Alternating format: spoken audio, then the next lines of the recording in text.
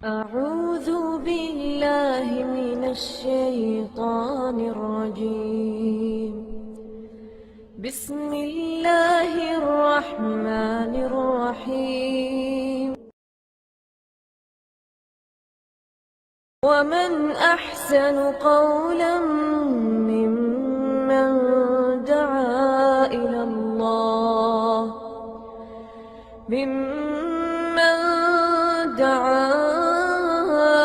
الله وعمل صالحا وقال إنني من المسلمين.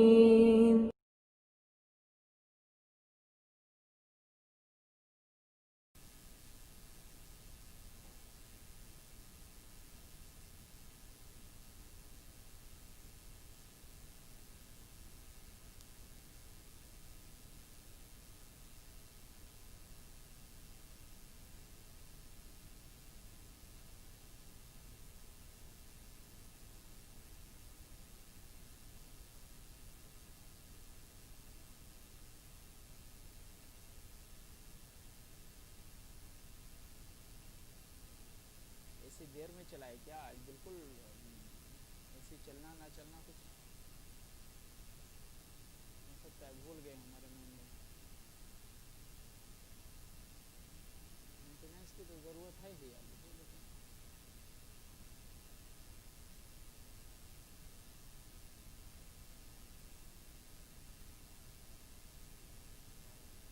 وعلیکم السلام ورحمۃ اللہ وبرکاتہ.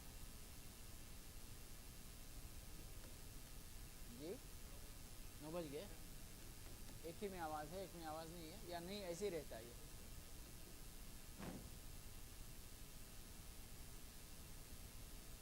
بسم اللہ والحمد للہ والصلاة والسلام علی رسول اللہ وبعد.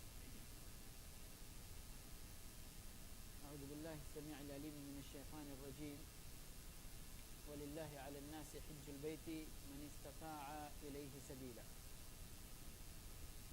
وقال نبینا صلی اللہ علیہ وسلم خذوا عنی مناسککم خذوا عنی مناسککم.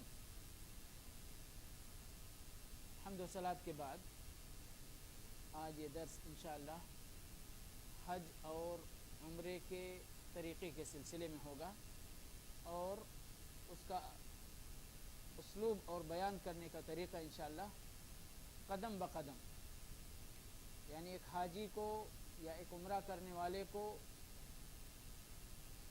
پہلے کیا کرنا، اس کے بعد کیا کرنا، اس کے بعد کیا کرنا، یہاں تک کہ وہ اپنے اس عبادت سے فارغ ہو جائے. تو آپ کو یہ تصور کرنا ہے انشاءاللہ جو جا رہے حج پہ وہ بھی اور جو نہیں جا رہے حج پر وہ بھی، کہ آپ گویا کہ ہمارے ساتھ اس درس میں حج کے سفر پہ نکل رہے ہیں. ٹھیک ہے. اب ایک حاجی اپنے گھر سے نکلنے یا بلکہ یہ کہیے کہ حج کے لیے تیاری شروع کرنے سے لے کر حج سے فراغت حاصل کر کے اپنے گھر تک واپس آتا ہے تو اس کو کیا کیا کرنا ہے اختصار کے ساتھ انشاءاللہ بیان کرنے کی کوشش کروں گا، اور ضروری ہے کہ اس میں آپ پوری توجہ کے ساتھ ہمارا ساتھ دیں. جی سب سے پہلی بات، جب ایک مسلمان اس کے اوپر فرض تو ہے ہی حج، کب فرض ہوتا ہے؟ جب وہ بلوغت کے حد میں پہنچ جاتا ہے. اب اگر بندے کے پاس اللہ رب العالمین نے طاقت دی ہے، جسمانی طاقت بھی موجود ہے، مالی طاقت بھی موجود ہے، تو اس کو حج کی ادائیگی میں دیر نہیں کرنی چاہیے. اگرچہ بعض علماء کے نزدیک دیر کرنے میں کوئی حرج نہیں ہے. طاقت اس سال ہوئی لیکن اگلے سال یا اس کے بعد یا 5 سال کے بعد 10 سال کے بعد حج کرتا ہے تو بھی کوئی حرج نہیں، لیکن فی الفور حج ادا کرنے کی کوشش کرنی چاہیے، اور یہی علماء کے نزدیک افضل ہے، اور اسی بات کی ترغیب سنت نبوی کے اندر موجود ہے. تو انسان کو کوشش کرنی چاہیے.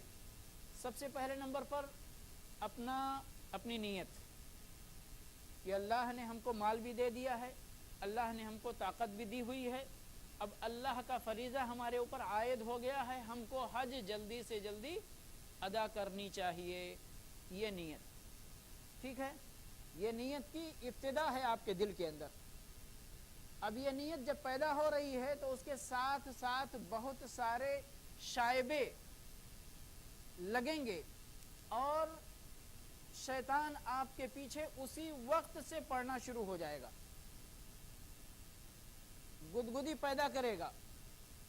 ارے بہت سے لوگ تو ہندوستان کے اندر 50 سال کے ہو جاتے، 70 سال کے ہو جاتے، وہ حج نہیں کرتے. ابھی تو تمہاری عمر 20 سال ہے، ابھی تو تمہاری عمر 25 سال ہے، تو اسی عمر میں حاجی بننا چاہتے ہو. اور اگر آپ نے عزم کر لیا تو دوسرے دروازے سے شیطان داخل ہوتا ہے، یعنی ماشاءاللہ تم تو اسی عمر میں حاجی بن گئے یا حاجی بننے جا رہے ہو. سمجھ گئے؟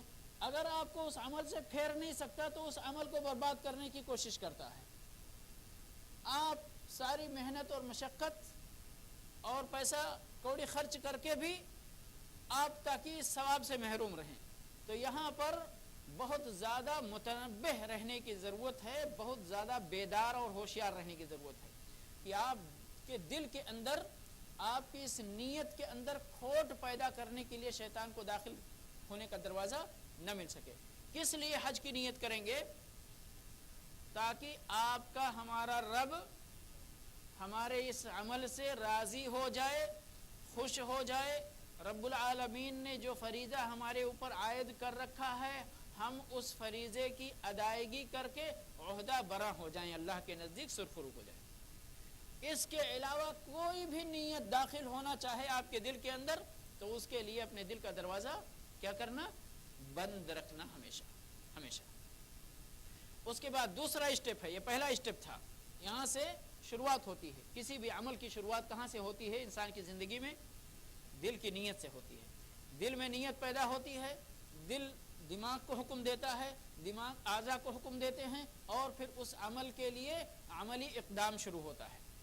عملی اقدام کا نمبر جہاں پر آتا ہے، آپ کو یہ دیکھنا ہے کہ آپ کا مال حلال ہے یا حرام جس کو آپ خرچ کرنے جا رہے ہیں.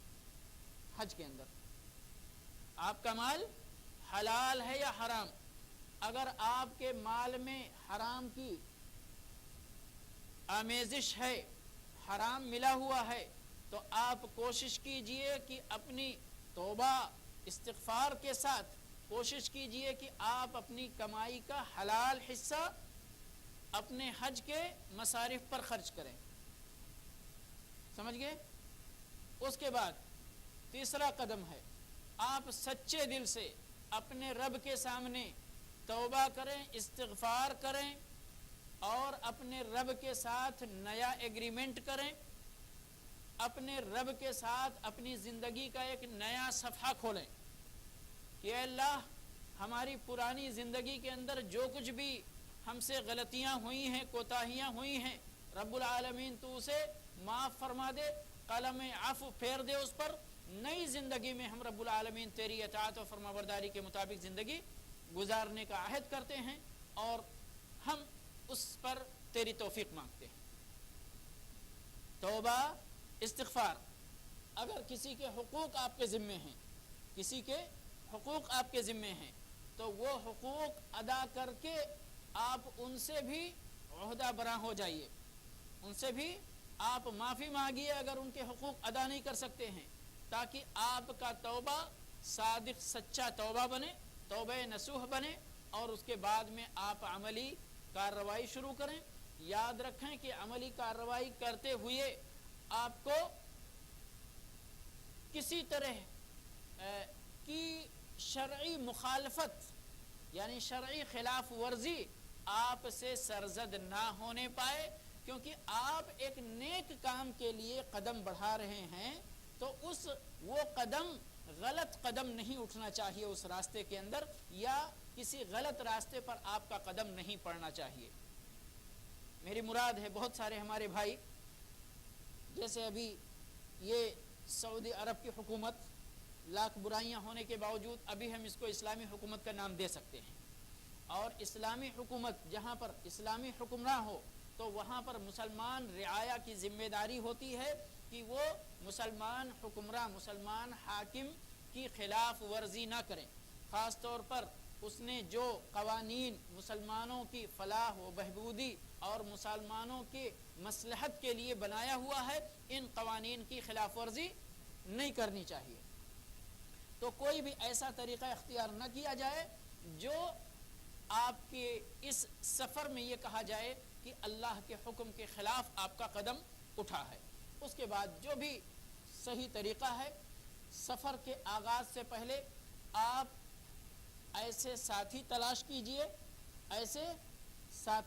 کیجئے کہ جو خیر کے کام میں آپ کے لیے معاون ثابت ہوں، اللہ کی اطاعت و فرما برداری میں آپ کے مددگار ثابت ہوں۔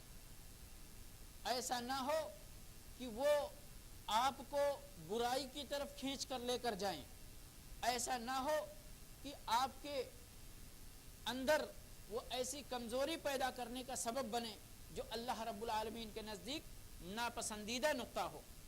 تو اس لیے بہترین، اچھے، نیک، پڑھے لکھے لوگوں کو اپنے اس سفر میں اپنا ساتھی بنانے کی کوشش کریں۔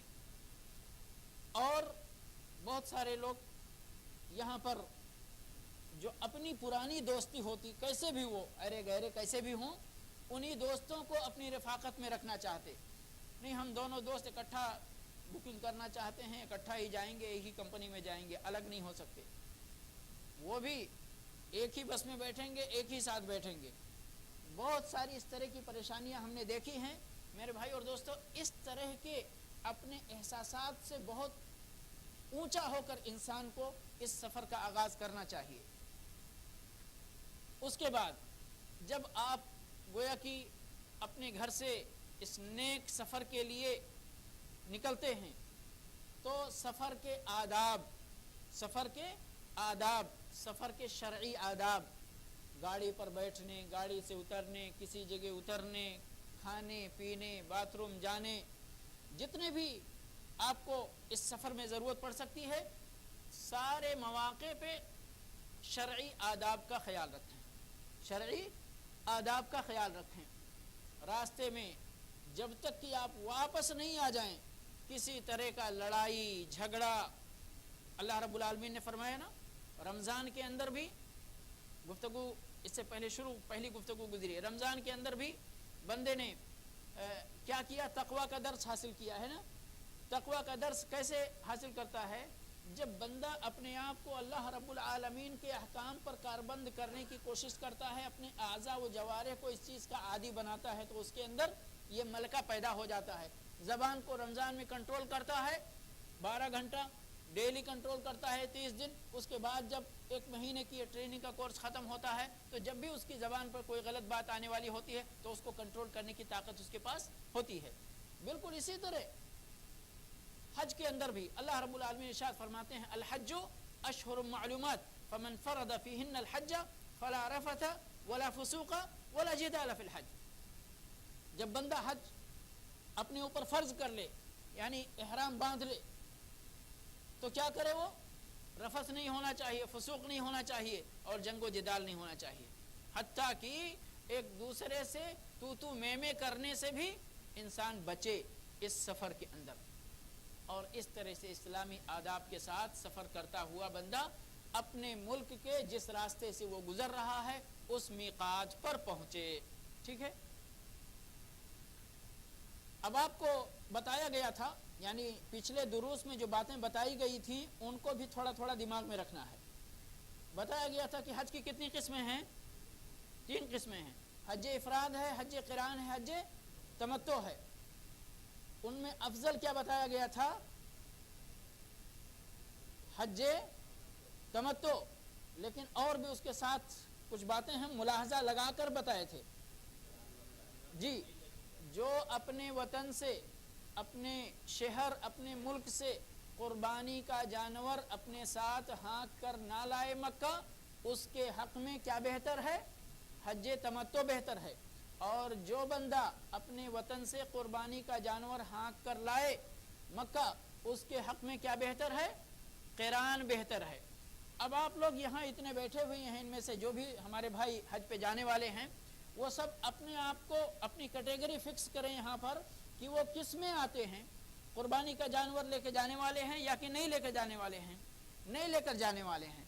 اور میں نے کہا تھا اس وقت کہ اگر کسی بھائی نے بینک کا کوپن بھی یہاں خرید لیا ہو یا حج کے پیکج میں قربانی کا پیسہ جمع کر دیا ہو تو وہ بھی اپنے آپ کو یہ نہ سوچے کہ میں قربانی کا جانور لے کر پہنچ رہا ہوں۔ وہ قربانی کا پیپر آپ کے پاس ہے، پیمنٹ آپ نے کر دیا ہے، لیکن آپ کے قربانی کا جانور وہیں کا وہیں موجود ہے۔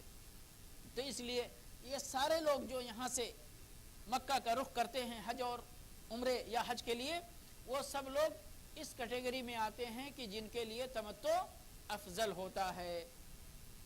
تو اس لیے ہم کوشش کریں گے، ہم نے تو آپ کو الگ سے عمرہ کرنے کی بھی کا طریقہ بتا دیا ہے، حج کی بھی بہت سارے اعمال بتا دیے ہیں، لیکن یہاں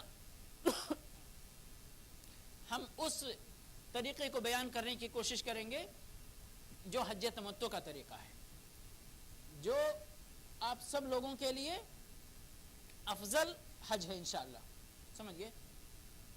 اب یہ بندہ حج تمتع کی نیت کرنے والا میقات پہ پہنچتا ہے، کوئی بھی میقات کسی طرف سے، آپ لوگوں کا میقات قرن المنازل سیل کبیر ہے، ٹھیک ہے، جو طائف کے قریب واقع ہے، وہاں پر آپ پہنچ گئے۔ ابھی آپ کو وہاں پر احرام باندھنا ہے، احرام باندھنا ہے۔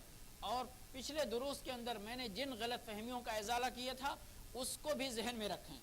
احرام باندھنے کا مطلب کیا ہے؟ ہمارے ذہنوں میں اگر یہی بات ابھی تک بیٹھی ہوئی ہے کہ ہم یہ کپڑا نکال کر ایک چادر نیچے جو باندھ لیتے ہیں اور ایک چادر کندھے پہ ڈال لیتے ہیں وہی احرام باندھنا ہے، تو ابھی بھی سویرا ہے، ذہن سے اس فہم کو نکال دیجئے، یہ کنسپٹ نکال دیجئے کہ احرام اس کو بولتے ہیں، سمجھ گئے۔ پھر احرام کس کو بولتے ہیں؟ ہمارے یہاں مشکل یہ ہے کہ یہ باندھنے کا لفظ جو بار بار ہم دہراتے ہیں، نیت باندھنا، نیت باندھنا کیسے؟ نیت باندھنے کا کیا طریقہ ہے؟ نماز میں نیت باندھنے ہیں، کیا طریقہ ہے نیت باندھنے کا؟ جی نیت، جی، لیکن نیت باندھنے کا ہمارے اپنے معاشرے میں کیا مفہوم بیٹھا ہوا ہے؟ اللہ اکبر کر کے سینے پہ ہاتھ باندھ لیا یا نیچے پیٹ پر ہاتھ باندھ لیا یا ناف کے نیچے جہاں بھی جو باندھتا ہے وہاں باندھ لیا تو اس کی نیت بند گئی، یہی ہے نا۔ لیکن آپ کو معلوم ہونا چاہیے کہ ہمارے اسی مسلمانوں کے 4 مذاہب میں سے ایک مذہب والے نہ سینے پر، نہ پیٹ پر، نہ ناف کے نیچے، نہ ناف کے اوپر ہاتھ باندھتے ہی نہیں، ان کی نیت کیسے بندھے گی؟ ان کی نیت کیسے بندھے گی میرے بھائیوں؟ تو کہنے کا مطلب یہ کہ یہ جو باندھنے کا لفظ ہم لوگ اپنے ذہن میں بٹھا لیتے ہیں کہ یہی طریقہ ہے، نہیں۔ جس نے اللہ اکبر کہہ لیا چاہے وہ سینے پہ ہاتھ رکھتا ہے یا پیٹ کے نیچے یا رکھتا ہی نہیں ہے، اس کی نیت بندھ گئی، سمجھ گئے۔ تو یہاں احرام میں بھی معاملہ وہی ہے کہ جس نے تلبیہ پکار لیا، یاد رکھیں یہ کپڑا آپ وہاں نہ بھی اتاریں، یہ کپڑا نہ بھی اتاریں، اور طائف پہنچ کر اللہم لبیک عمرہ یا حج جو بھی آپ کو کرنا ہے آپ نے پکار لیا تو آپ کا احرام بندھ گیا، لیکن یہ کپڑا آپ نے نہیں اتارا تو احرام میں جو ممنوع کام تھا وہ آپ نے کر لیا، سمجھ رہے ہیں نا جی۔ تو ابھی آپ کو کیا کرنا ہے، یہاں توجہ سے سنیں، یہاں آپ کو احرام کی تیاری کرنی ہے، احرام کی تیاری کرنی ہے۔ تیاری میں کیا کیا چیزیں شامل ہیں وہ دیکھیے، غسل کرنا، وضو کرنا، بدن پر خوشبو لگانا، یا داڑھی کے بال پہ یا سر کے جو ہے بال پہ لگا سکتے آپ، ٹھیک ہے، ناخن وغیرہ اگر بڑے ہوئے ہیں تراش کرنا، مونچھیں ہیں اگر بڑی کترنا، داڑھی نہیں، سمجھ گئے۔ یہ چیزیں آپ کر کے تیار ہو گئے۔ اب اس کے بعد آپ نے نہانے کے بعد احرام کی تیاری کا ایک حصہ ہے کہ اس طرح کا کپڑا آپ نہیں پہنیں گے۔ کیا پہنیں گے؟ احرام کی جو چادر آپ نے خرید کے رکھی ہوئی ہے، ایک چادر نیچے تہبند اور ایک چادر اوپر کندھے پہ، اوپر کا بدن ڈھکنے کے لیے، ٹھیک ہے۔ ابھی آپ پریکٹیکلی احرام کے لیے تیار ہو چکے ہیں، ٹھیک ہے نا۔ اب اس کے بعد میں یہاں ایک مسئلہ ہے، بہت سارے ہمارے بھائی نماز پڑھتے ہیں اس نیت سے کہ یہ احرام کی نماز ہے، یاد رکھیں احرام کی کوئی نماز خاص نہیں ہے، لیکن احرام نماز پڑھنے کے بعد باندھنا مسنون ہے، سنت ہے۔ کیا طریقہ؟ اللہ کے نبی صلی اللہ علیہ وسلم ذوالحلیفہ میں تھے، آپ نے فرمایا کہ جبریل علیہ السلام ہمارے پاس آئے ہیں اور انہوں نے کہا ہے کہ صلی فی ھذا الوادی یا صلی رکعتین فی ھذا الوادی، اس وادی کے اندر تم 2 رکعت نماز پڑھو۔ اب یہ احرام کے لیے نہیں حکم دیا گیا تھا، یہ اس وادی کے اندر اللہ رب العالمین کی طرف سے جبریل امین یہ حکم لے کر آئے تھے کہ اس جگہ نبی صلی اللہ علیہ وسلم نماز پڑھیں، ٹھیک ہے۔ اب اس کے بعد چونکہ آپ نے نماز پڑھی اور اس کے بعد احرام باندھا آپ نے، تو یہ سنت قرار پائی کہ احرام کسی نماز کے بعد ہونا چاہیے۔ اب وہ کون سی نماز ہو، کوئی بھی نماز، اس کے لیے احرام کے لیے خاص نماز نہیں ہونی چاہیے۔ آپ کے 5 وقتہ فرائض میں سے کسی فرض کا وقت ہے، اشراق کا وقت ہے، چاشت کا وقت ہے، تحیۃ الوضو آپ نے پڑھ لیا، تحیۃ المسجد آپ نے پڑھ لیا، کوئی بھی آپ نے نماز پڑھ لی، ٹھیک ہے۔ اس نماز کے بعد اب آپ کے لیے یہ سنت ادا ہو گئی کہ آپ احرام باندھیں۔ اب احرام کیسے باندھنا ہے، ہم کیا بیان کر رہے ہیں؟ حج تمتع۔ حج تمتع والے کو یہاں پر کس طرح سے نیت کرنا ہے؟ اللہم لبیک عمرتن، اتنا کہنا کافی ہے آپ کی نیت کے لیے۔ بعض علماء نے متمتعا بہا الی الحج کا لفظ بڑھایا ہوا ہے، یہ ضروری نہیں ہے، جو کہہ سکتا ہے کہے، نہیں کہہ سکتا کوئی فرق نہیں پڑتا، سمجھ گئے؟ کتنا ضروری ہے؟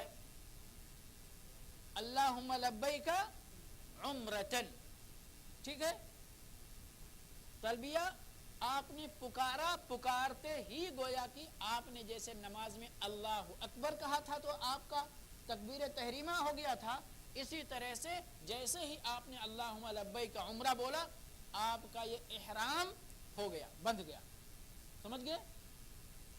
اب احرام باندھنے سے پہلے بہت ساری چیزیں جو میں نے اس درس میں بتایا کہ احرام باندھنے، احرام کی حالت میں یہ چیزیں ممنوع ہوتی ہیں، وہ ساری چیزیں ابھی آپ کے لیے ممنوع ہو گئی۔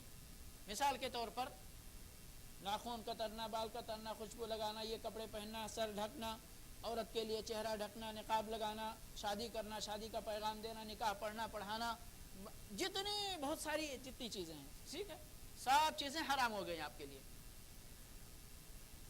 ان ممنوع اور حرام چیزوں کا خیال رکھتے ہوئے آپ مکہ کی طرف آگے بڑھیے، خاموش نہ رہیے، تلبیہ پکارتے ہوئے۔ کیا تلبیہ پکارنا ہے؟ ایک بار اللہم لبیک آپ نے یہ لبیک عمرہ پکار لیا، ہو گیا آپ کا کام۔ اب کیا تلبیہ پکارنا ہے؟ لبیک اللہم لبیک لبیک لا شریک لک لبیک ان الحمد والنعمت لک والملک لا شریک لک۔ تلبیہ ختم ہو گیا ایک بار شروع سے آخر تک، ٹھیک ہے۔ یہی تلبیہ بار بار دہرانا، بار بار دہرانا، زور زور سے پڑھنا۔ مردوں کے لیے ضروری ہے کہ ان کی آواز دوسرے لوگ سنیں، خواتین اپنی آواز پست رکھیں گی، لیکن اتنی آواز ضرور ان کی ہونی چاہیے کہ ان کے اپنے کان میں اپنی آواز آئے، کہ ان کے اپنے کان میں اپنی آواز آئے، اور اس طرح سے پڑھتے ہوئے مکہ پہنچ جانا، ٹھیک ہے۔ پہنچ گئے مکہ آپ، ممنوع چیزوں کا سب پورا اچھی طرح سے خیال رکھے ہوئے ہیں۔ اب آپ وہاں پہنچ گئے، اگر آپ کے پاس ہوٹل ہے، اگر آپ کے پاس کچھ ہے اور آپ وہاں آرام کرنا چاہتے ہیں، کوئی پرابلم نہیں ہے، آرام کر سکتے۔ نہیں کچھ ہے، یا آپ جا کر فوراً عمرہ کرنا مکمل کرنا چاہتے ہیں۔ عمرے میں کتنے کام ہوتے ہیں؟ عمرے میں کتنے کام ہوتے ہیں؟ 4 کام، احرام، طواف، سعی اور حلق یا تقصیر، ٹھیک ہے نا۔ احرام آپ باندھ چکے ہیں، اب عمرے کا باقی کام کیا ہے؟ طواف۔ پہنچتے ہی آپ کو طواف کرنا ہے، ٹھیک ہے۔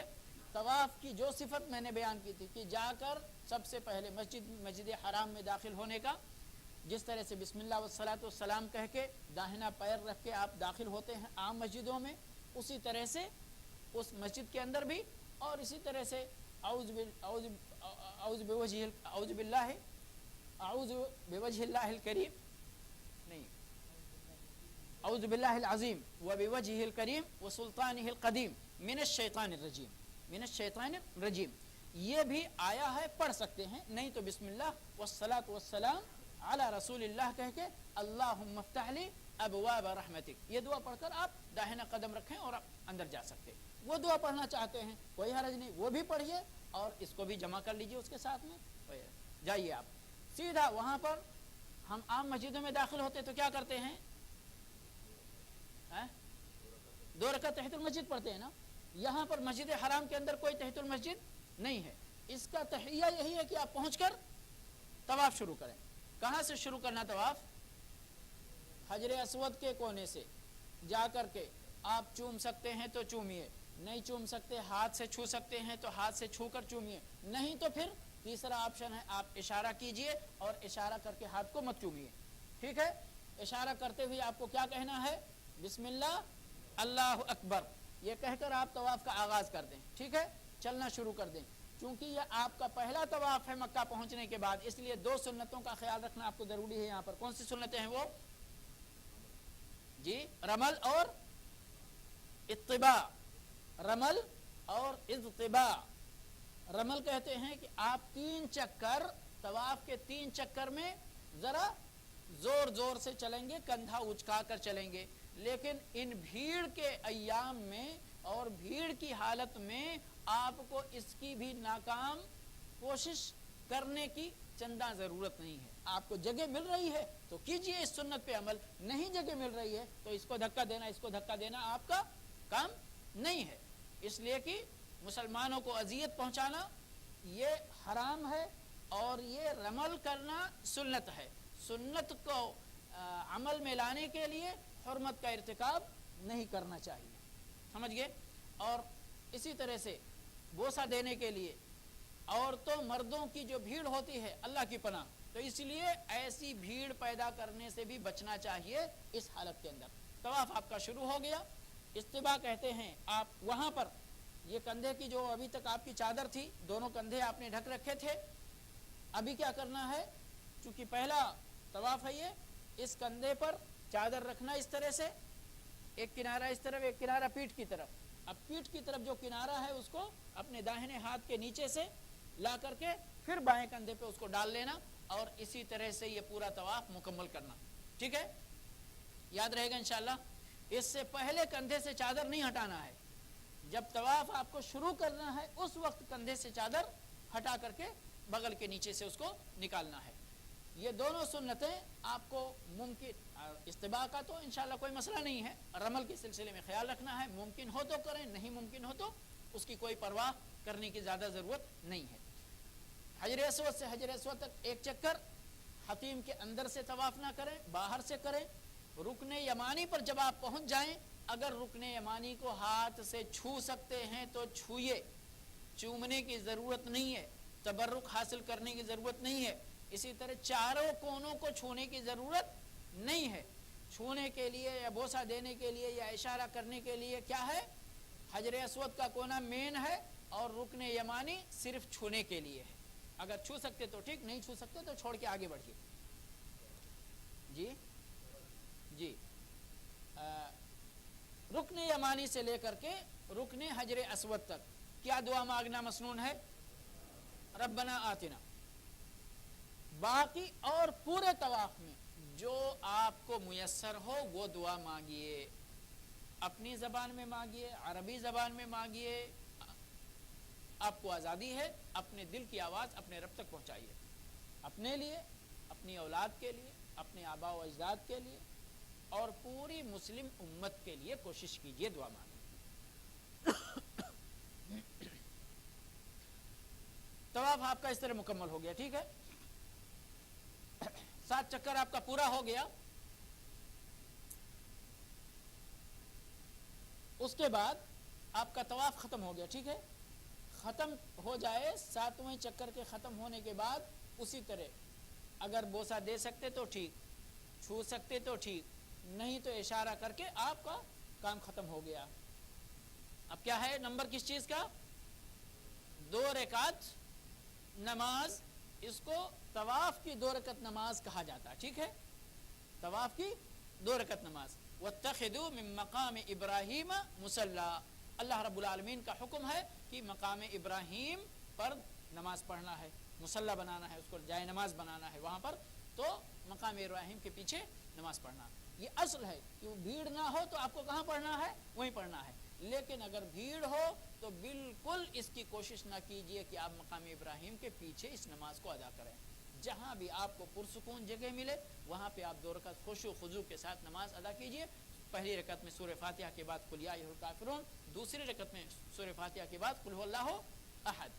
اور نماز سے آپ فارغ ہوئے، آپ کو سنت ہے کہ جا کر زمزم پیجئے پیٹ بھر کے، کیونکہ یہ مبارک پانی ہے. اور اس کے بارے میں آتا ہے کہ مائے زمزم جس نیت کو لے کر پیا جائے، اللہ رب العالمین اپنے فضل و احسان سے بندے کی وہ تمنا پوری کرتا ہے اور وہ امید پوری کرتا ہے. پیجئے. اس کے بعد ابھی دوسرا نمبر کیا ہے؟ سعی کا. زمزم پینے کے بعد آپ صفا کی طرف رخ کرتے ہیں. صفا پہاڑی کے قریب ہونے کے بعد جب آپ چڑھنا شروع کرتے ہیں تو کون سی آیت پڑھنی ہے یہاں پر؟ ان الصفا والمروۃ من شعائر اللہ. کتاب پہ موجود رہتی ہے، اس کو یاد کر لیجئے، یاد کے پڑھیے. اوپر جب پہنچ جائیں وہاں چوٹی پر جہاں تک آج ممکن ہے پہنچنا، قبلہ رخ ہو جائیے. قبلہ رخ ہو کر لا الہ الا اللہ وحدہ لا شریک لہ لہ الملک ولہ الحمد وہو علی کل شیء قدیر لا الہ الا اللہ وحدہ انجز وعدہ ونصر عبدہ وہزم الاحزاب وحدہ. یہ 2 دعا مسنون ہے. اس کے آگے پیچھے بیچ میں جتنی بھی دعائیں آپ اپنی زبان میں کرنا چاہتے کر سکتے ہیں، عربی میں کرنا چاہتے کر سکتے ہیں. قبلہ رخ ہو کر دعائیں کرنی ہیں. ان دعاؤں کو 3 بار دہرانا مسنون ہے. ان دعاؤں کو 3 بار دہرانا مسنون ہے. اس کے آگے پیچھے جتنی دعا چاہیں آپ کر سکتے ہیں. گویا کہ آپ نے صفا پہاڑی پر چڑھ کر یہ دعا مانگ لیا. اب آپ سعی کی ابتدا کر رہے ہیں. مروہ کی طرف آپ چلنا شروع کر دیجئے. اور جو نشان بنے ہوئے ہیں ان دونوں نشانوں کے درمیان آپ کو دوڑنا ہے. مردوں کے لیے، عورتوں کے لیے نہیں. مردوں کے لیے دوڑنا ہے اس نشان سے لے کر دوسرے طرف کے نشان آنے تک. اس کے بعد پھر باقی جگہ نارمل چلنا ہے، جاتے ہوئے بھی اور آتے ہوئے بھی. آپ مروہ پر پہنچ جائیں وہاں پر بھی ان الصفا والمروۃ والی آیت چھوڑ کر باقی لا الہ الا اللہ یہ دونوں دعائیں مسنون یہ آپ وہاں بھی پڑھیے 3 بار. اس کے علاوہ جو دعائیں آپ کو مانگنا وہاں پر میسر ہو مانگیے. پھر صفا کی طرف آئیے. صفا مروہ، مروہ پر جا کر آپ کے 7 چکر ختم ہو گئے. اس کے بعد کیا بچتا ہے؟ عمرہ کے کام میں ابھی کیا بچا ہوا ہے؟ بال کٹانا. ٹھیک ہے، بال کٹانا. خاص طور پہ میں ان کی بات کر رہا ہوں کہ جو بھائی ابھی حج پر جا رہے ہیں، پہلے عمرہ کریں گے پھر حج کریں گے، ٹھیک ہے نا. ان کے لیے اچھا ہے، مناسب ہے کہ وہ پہلے کٹنگ کرا لیں تاکہ حج میں ان کو. بہت سارے لوگوں کے دل میں یہ رہتا ہے یار میں نے تو شیونگ کرا لیا، اب تو سر میں بال ہے ہی نہیں، کیا کراؤں گا 3 دن کے بعد. اگر صحیح بات دیکھیں تو آپ پہلے بھی شیو کراتے ہیں اور بعد میں بھی جتنا بھی بال نکلا ہے، آدھا mm بال نکلا ہے، اس کو بھی آپ صاف کرا دیتے ہیں. تو پہلے آپ نے حلق کیا، بعد میں آپ کا حلق ہو گیا، کوئی مسئلہ نہیں ہے. لیکن اگر یہ ہے کہ بھئی ہمارے سر میں بال ہونا چاہیے تو پہلے آپ کٹنگ کرائیے اور پھر تاکہ حج سے فارغ ہونے کے بعد آپ حلق کرائیں اور آپ کے تمنا کے مطابق آپ کے سر میں حلق کرانے کے لیے بال بھی ہو. کٹنگ کرائیں. ٹھیک ہے، کٹنگ کیسے کرانا، کیا طریقہ ہے کٹنگ کرانے کا؟ جی سارے بال کا جیسے آپ اپنے گھر پہ رہتے ہوئے سیلون میں جا کر کٹنگ کراتے ہیں اسی طرح سے کٹنگ کرائیے. خود کٹنگ کیجئے، کوئی مسئلہ نہیں ہے. آج کسی بھائی نے سوال. جی افضل طریقہ پورے سر کے بال کو کاٹنا، چاہے کینچی سے کاٹیں چاہے مشین سے کاٹیں. سمجھ گئے؟ اس سے قطع نظر. میرا کہنے کا مطلب ہے کہ بہت سارے لوگ آپ لوگوں نے دیکھا بھی ہوگا کہ کچھ لوگ یہاں سے تھوڑا سا کاٹتے، یہاں سے تھوڑا سا کاٹتے، یہاں سے کاٹتے، ایسے ہی 2 4 10 جگہ سے کاٹ لیتے اور بولتے کٹنگ ہو گئی. ہم اس کی بہت یعنی بہترین مثال آپ کو سمجھانے کے لیے دیتے کہ آپ جائیں اپنے محلے کے سیلون پر اور بیٹھ جائیں بھائی میرا کٹنگ کرنا ہے، اور وہ کینچی اٹھائے اور آپ کے بال سے تھوڑا سا یہاں 4 6 10 جگہ بلکہ وہ 20 جگہ سے 25 جگہ سے کاٹ دے اور کینچی رکھ کے آپ سے پیسہ مانگے، بال جھاڑ کر کے آپ اس کو پیسہ دیں گے؟ کیا کہیں گے اس کو کہیں گے نا بھائی تم نے ابھی کٹنگ نہیں کی ہے، کٹنگ کا کوئی طریقہ ہے. تو اگر آپ اس کے اس کٹنگ کے طریقے پر پیسہ دینے کو تیار نہیں تو اسی کٹنگ پر اللہ آپ کو اجر کیسے دے گا؟ تصور کر سکتے ہیں؟ نہیں. اس لیے فائدہ نہیں ہے. ہم اپنے بارے میں جب اپنی چیزیں ترتیب دینا شروع کرتے ہیں تو وہ الگ طریقے سے اللہ کی باتوں کو الگ طریقے سے سوچتے ہیں. سمجھ گئے؟ تو اس لیے نہیں. پورے سر کا بال آپ مشین لگائیں, کٹنگ کرائیں, کیسے بھی ہو, خود کریں. آج کسی نے مکہ سے سوال کیا کہ ہم خود کر سکتے, عمرہ پورا ہو گیا آپ خود کر سکتے ہیں. پہلے جو ممنوع تھا عمرہ مکمل ہونے سے پہلے, تو کیا ممنوع تھا؟ آپ خود بھی اپنا ایک بال نہیں اکھاڑ سکتے تھے نا, لیکن ابھی ہو گیا, ابھی وقت آ گیا, تو آپ خود کریں یا کسی اور سے کرائیں, انشاءاللہ اس کے اندر کوئی حرج نہیں ہے. عمرہ ہو گیا, ٹھیک ہے, کٹنگ بھی کرا لیا آپ نے, عمرہ آپ کا مکمل ہو گیا.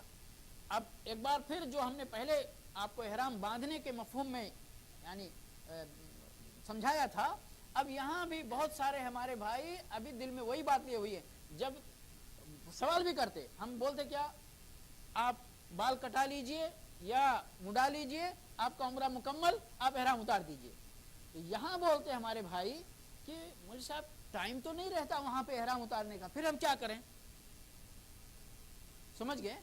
اس کا مطلب کیا ہوتا؟ یعنی کہ ابھی ہمارے پاس ہم نے عمرہ مکمل کیا, اب ہم کو مینا جانا ہے, ٹائم نہیں ہے بیچ میں اتارنے کے لیے, تو ہم کو جا کر کے باتھ روم میں یہ اتار کر کے پھر سلا ہوا کپڑا پہننا پڑے گا, یہ سب سارے انتظامات کرنے پڑیں گے. نہیں, آپ نے کٹنگ کرایا کہ آپ کا احرام ختم ہو گیا, آٹومیٹک ختم ہو گیا. اب یہ چادر آپ کی جو پہلے احرام کی چادر تھی, ابھی یہ نارمل چادر ہو گئی, ابھی یہ آپ کا نارمل کپڑا ہو گیا.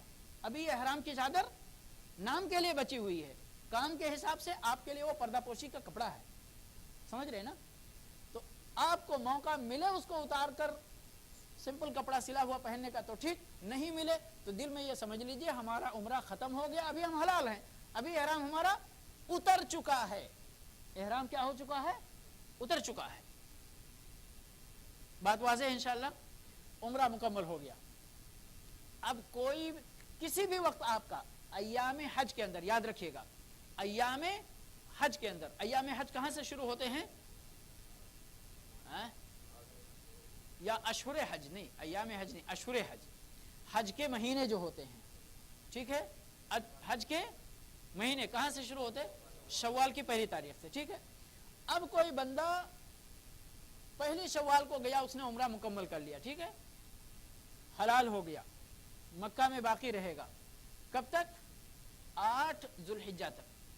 اور کوئی بندہ 7 ذوالحجہ کو مکہ پہنچا, اشہر حج ابھی چل رہا ہے نا, شوال گیا, ذوالقعدہ گیا, ذوالحجہ بھی اشہر حج میں سے ہے, 7 کو پہنچتا ہے. اس کے لیے بھی وہی حکم ہے جو پہلی شوال کو پہنچنے والے کے لیے تھا, دونوں میں کوئی فرق نہیں ہے. یہ حلال ہونے کا وقفہ, حلال ہونے کی مدت آپ کو چاہے 1.5 مہینے کا ملے, 2 مہینے کا ملے, اور چاہے 2 گھنٹے کا ملے, دونوں یکساں ہے, دونوں کا حکم ایک ہے, برابر ہے, ٹھیک ہے.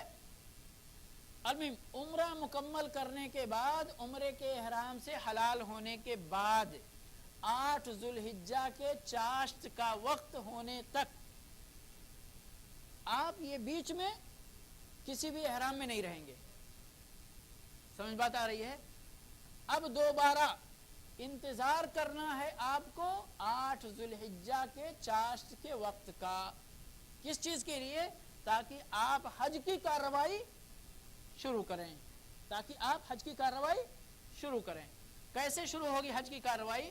آپ جہاں پہ مقیم ہیں 8 ذوالحجہ کے چاشت کے وقت, یاد رکھیے گا 8 ذوالحجہ کے صبح چاشت کے وقت آپ جہاں کہیں مقیم ہیں, مکہ میں ہوٹل میں ہیں, اپنے ساتھی کے پاس ہیں, رشتہ دار کے پاس ہیں, یا آپ کو حملے والا لے جا کر کے مینا کے خیمے میں ڈال دیا ہے, ٹھیک ہے, کہاں ہیں آپ 8 ذوالحجہ کے چاشت کے وقت, ادھر ہی آپ حج کی کارروائی کے آغاز کے طور پر پہلا کام کیا ہوتا ہے؟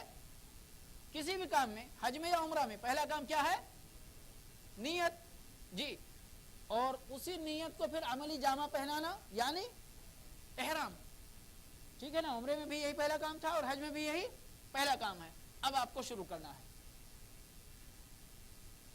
مکہ میں نے ابھی آپ کو کیا کہا, جہاں کہیں سے بھی ہوں, جہاں کہیں آپ ہیں, جدھر بھی مقیم ہیں, آپ دیکھیے 8 ذوالحجہ کی صبح چاشت کے وقت آپ کہاں ہیں, جہاں بھی ہوں. آپ اپنے اس سوال کا جواب خود ہی دے لیجئے.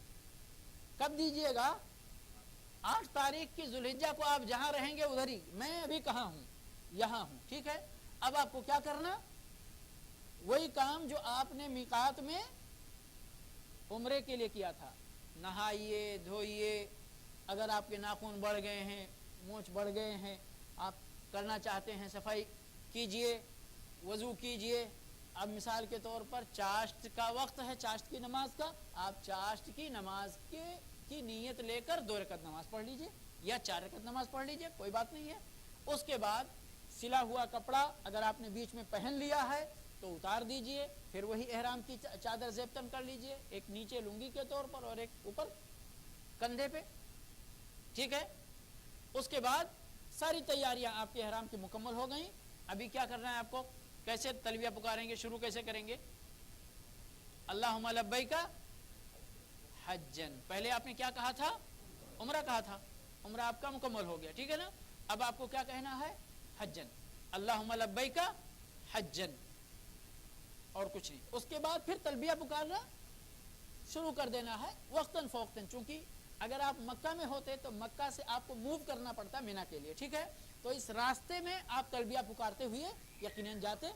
لیکن اگر آپ وہیں پہ ہیں، آپ کو حرکت نہیں کرنا ہے، چلنا نہیں ہے، تو بھی ادھر ہی آپ ٹائم ٹو ٹائم یا جتنا ممکن ہو زیادہ سے زیادہ آپ تلبیہ پکارتے رہیں اور ادھر ہی آپ سکونت پذیر رہیں. آپ کو چاشت کے وقت پہنچ گئے ہیں تو آپ کو ظہر پڑھنا ہے، عصر پڑھنا ہے، مغرب پڑھنا ہے، عشاء پڑھنا ہے اور دوسرے دن کی فجر پڑھنی ہے. یاد رکھیں آج کے دن مینا میں رات گزارنا واجب نہیں ہے. کیا؟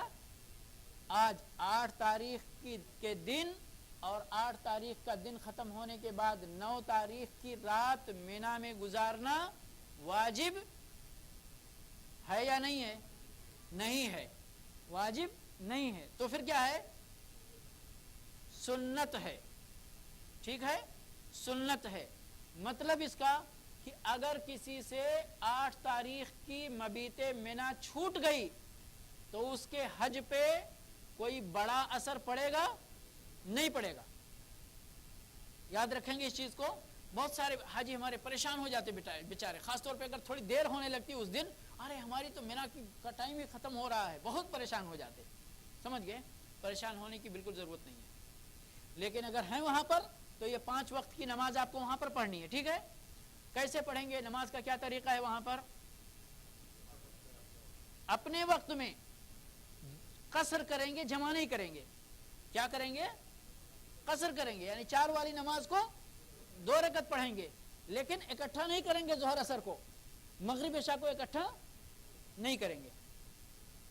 اپنے اپنے وقت میں ظہر کو 4 کے بجائے 2، عصر کو 4 کے بجائے 2، مغرب کو 3 کا 3، عشاء کو 4 کے بجائے 2. ٹھیک ہے. پڑھیں گے. دوسرے دن فجر کی نماز آپ نے پڑھ لی، سورج طلوع ہو گیا. یاد رکھیں میں مسنون چیزیں بتا رہا ہوں اور اس سے تھوڑا سا آگے پیچھے کرنا جائز ہوگا. یاد رکھیے گا جائز ہوگا. جہاں پہ جو چیز ناجائز ہوگی انشاءاللہ اللہ کی توفیق سے میں کوشش کروں گا کہ اس جگہ خاص طور پر تنبیہ کروں. ٹھیک ہے. یہاں فجر کی نماز پڑھ لی آپ نے، سورج طلوع ہونے کا انتظار کیجئے. سورج طلوع ہو کے تھوڑا اوپر، تھوڑا زیادہ نہیں، ہمارے حیدرآبادی یا بنگلوری ذرہ بولتے نا، وہی ذرہ ہو جائے بس تھوڑا سا، تو اتنا ہی. اس کے بعد یہ ہے مسنون ٹائم آپ کو عرفہ کے لیے روانہ ہونے کا. لیکن اس سے تھوڑی دیر ہو جائے کوئی فرق نہیں پڑتا. تھوڑا پہلے آپ کو حملے والا بولتا ہے، ٹرین والوں نے ٹائم دیا ہوا ہے یا آپ کے حملے کی پلاننگ کے حساب سے آپ کو بول رہے ہیں کہ چلو فجر سے پہلے تھوڑا نکل جائیں گے، تو بہت سارے لوگ وہاں بہت تکلیف محسوس کرتے اور کریٹ بھی کرتے کبھی کبھی پرابلم. نہیں ہم تو نہیں جائیں گے صاحب، ہم تو سنت کے مطابق ہی حج کریں گے. ارے بھائی سنت کے مطابق آپ حتی الامکان لا یکلف اللہ نفسا الا وسعها، صحیح کہ نہیں ہے؟ اگر آپ وہ ٹائم مسنون انتظار کریں گے تو ہو سکتا ہے آپ کو اسٹیشن پہ آپ 7 بجے پہنچ جائیں اور 11 بجے تک اسی دھوپ میں کھڑے ہو کے آپ کو انتظار کرنا پڑے گا ٹرین میں بیٹھنے کے لیے صرف. بعد میں وہاں جا کر پتہ چلتا ہے کہ کاش کہ ہم نے کسی کے تجربے سے فائدہ اٹھا لیا ہوتا. سمجھ گئے؟ تو علی کل حال جس ٹائم بھی آپ حملے والے کے ساتھ یہاں سے چلنا شروع کر دیں, وہاں جائیں. عرفہ آپ کسی بھی ٹائم پہنچ گئے, مسنون ہے کہ وہاں پر نمرہ کے مقام پر ظہر تک قیام کیا جائے. سمجھ گئے؟ اور ظہر کی نماز پڑھنے کے بعد عرفہ کے میدان میں داخل ہوا جائے. لیکن آج اس سنت پر عمل کرنا میرے تجربے کے مطابق غیر ممکن ہے. سمجھ گئے؟ وہ اس وقت جب پورا میدان خالی تھا یا لاکھ سوا لاکھ تھے, اللہ کے نبی صلی اللہ علیہ وسلم کے لیے میدان نمرہ کے اندر خیمہ لگایا گیا تھا. آپ نے پہلے وہاں پڑاؤ کیا تھا, اس کے بعد ظہر کی نماز پڑھائی تھی, اور پھر عرفہ کے میدان میں آپ داخل ہوئے تھے. لیکن آج آپ عرفہ کے میدان میں آپ کے حج آپریٹر کا جو خیمہ ہے, آپ وہاں جائیے, جتنے ٹائم بھی پہنچ جائیے, وہاں آپ رہیے, سکون سے رہیے, ذکر و اذکار کیجئے, ظہر کی نماز کا انتظار کیجئے. ٹھیک ہے؟ اب ظہر کی نماز یہاں پر اصل کیا ہے, بنیادی بات کیا ہے کہ سارے لوگ وہاں پر ایک امام کے پیچھے نماز پڑھیں, خطبہ سنیں, سمجھ گئے, اور پھر ذکر و اذکار کریں. لیکن چونکہ اس افراتفری اور اس ہنگامی صورتحال میں جو وہاں ہوتی ہے, یہ ایک امام کے پیچھے سب کو نماز پڑھنا ممکن نہیں ہوتا ہے. اس لیے آپ اپنے خیمے میں اپنی جماعت, آپ کا جو وہاں پر مرشد دینی ہو, جو وہاں پر آپ کا قائد اور دینی رہبر ہو, اس کی امامت میں آپ نماز پڑھیے. خطبہ سننے کے لیے اگر کوئی طریقہ ہو, جیسا کہ ہم لوگ طریقہ اختیار کرتے ہیں, کبھی کبھی پہلے کیا کرتے تھے, ریڈیو لے جاتے تھے یا کوئی چیز لے جاتے تھے, اور اس کو پھر عربی خطبہ, اور ہم لوگ وہاں اپنے حملے کے لیے اردو میں یا جو جس زبان کا ہے اس میں ترجمہ بھی کرتے تھے. اگر یہ وسائل مہیا ہوں تو ٹھیک ہے, نہیں تو آپ عربی خطبہ سنیے جس وسیلے کے ذریعے آپ کو ممکن ہو. نہیں سن سکتے, کوئی مسئلہ نہیں. ظہر اور عصر کی نماز کیسے پڑھنا ہے؟ یہاں پر جمع اور قصر, جمع اور قصر دونوں. ایک اذان دی جائے گی, ظہر کے لیے اقامت کہی جائے گی, 2 رکعت نماز پڑھیں گے, سلام پھیر دیں گے. عصر کے لیے فوراً اقامت کہی جائے گی, 2 رکعت عصر کی نماز پڑھیں گے, اور اس کے بعد مغرب تک کے لیے آپ اللہ کے ذکر و اذکار کے لیے فارغ ہو جائیں گے, اپنے آپ کو فارغ کر لیں گے. جو بنیادی ضروریات ہیں, کچھ کھانا, کچھ پینا, باتھ روم, یہ ساری چیزیں وہ آپ کرتے رہیں گے. اس کے بعد جو باقی وقت ہے, گپ شپ, گھومنا ٹہلنا, بہت سارے ہمارے بھائی وہ جبل عرفہ پر جاتے ہیں اور اس کی چوٹی پہ چڑھتے ہیں اور وہاں فوٹوگرافی کرتے, اور وہاں قبلہ کا رخ ہوتے ہیں, دعائیں کرتے ہیں, اور کچھ لوگ پہاڑی کا رخ کرتے ہیں, دعائیں کرتے ہیں. یہ ساری حرکتیں میرے بھائی اور دوستو ایک حاجی کے لیے زیب نہیں دیتا ہے. یہ عرفہ کا دن اتنا عظیم دن ہوتا ہے میرے بھائیو, کہ اس عظیم دن کے اندر حاجیوں کا حوالہ دے کے رب العالمین اپنے فرشتوں کے سامنے فخر و مباحات کرتا ہے کہ یہ ہمارے بندے کیا چاہتے ہیں, کیوں آئے ہوئے ہیں اس میدان کے اندر, ننگے سر ہیں, اور یعنی اپنے سلے ہوئے کپڑے بھی اتار دیے ہیں, اپنے وطن کو بھی چھوڑ کر آئے ہیں. یہاں اس میدان میں ان کو کیا چاہیے؟ مغفرت چاہیے. اللہ رب العالمین سارے حاجیوں کی مغفرت کرتا ہے, اور حدیث میں آتا ہے کہ اس دن سے زیادہ رب العالمین اپنے بندوں کو جہنم سے کسی اور دن میں آزاد نہیں کرتا ہے. جتنا یوم عرفہ کو اپنے بندوں کو اللہ رب العالمین جہنم سے آزاد کرتا ہے, اتنا کسی اور دن میں نہیں کرتا ہے. سمجھ گئے؟ تو پورا ظہر عصر کی نماز آپ نے پڑھ لی, غروب آفتاب تک کا یہ سنہرا اور گولڈن وقت آپ اللہ کی عبادت میں, جس طرح کی بھی عبادت, قرآن پڑھنا چاہتے ہیں پڑھیے.